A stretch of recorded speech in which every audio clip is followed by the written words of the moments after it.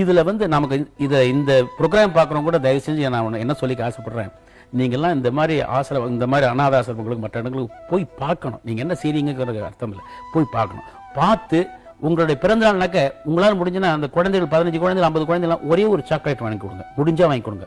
இல்லைன்னா போய் பார்த்து கொஞ்சம் சந்தோஷம் ஒரு சாக்லேட், கொஞ்சம் சௌரியமாக இருக்கிறவங்க ஒரு ஸ்வீட் காரம் காஃபி வாங்கி கொடுங்க. இல்லை ரொம்ப சௌரியமாக இருக்கும் ஒரு வேளை சாப்பாடு போடுங்க. அப்புறம் அடிக்கடி அங்கே போயிட்டு இருந்தீங்கன்னா யாரும் பார்க்க வரமாட்டாங்க, அந்த குழந்தைகளையோ அந்த நோயுற்றவர்களையோ கைகால் விளங்காதவங்களையோ இவங்களாம் பார்க்கறதுக்கு ஆளுங்களாம் வரமாட்டாங்க. நம்மளாம் எப்போது வேலைக்கு போனோம்னா கொஞ்சம் ஒரு 1/2 மணி நேரம் 10 நிமிஷம் பேசிட்டு இருந்தோம்னா they will feel happy.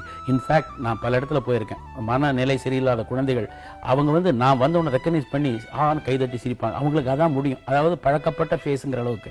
அவன் டிவியில் படம் பார்க்குற போது அவங்க ஒரே குஷியாக இருக்கும்.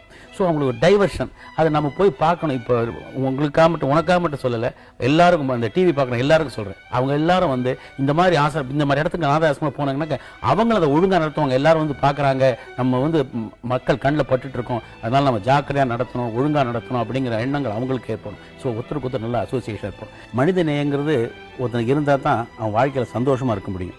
அதுவும் தவிர நான் சம்பாதிச்சேன் பணம். சம்பாதிக்கும் போது நான் முதல்ல ஸ்கூட்டரில் போகணுன்னு தான் ஆசைப்பட்டேன்.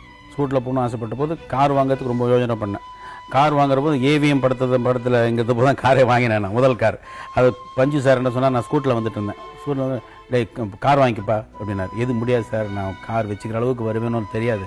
இப்போ scooter I can maintain, okay sir. அவனை ஹே நீ செத்தா பரவாயில்லப்பா, உன்னை வச்சு நான் 10 ப்ரொடியூசர் செத்துப்போம், அதுக்கு அவனுக்காக நான் சொல்கிறேன். அதாவது நான் படங்கள் நடிச்சிட்டு இருக்கேன், புதுசுக்குன்னு ஏதாவது ஆயிடுச்சுன்னு சொன்னாங்க அந்த ப்ரொடியூசர்ஸ்லாம் அவசரப்படுவாங்க. அவங்க பல லட்சங்கள் அதில் முடைக்கிறாங்க இல்லையா.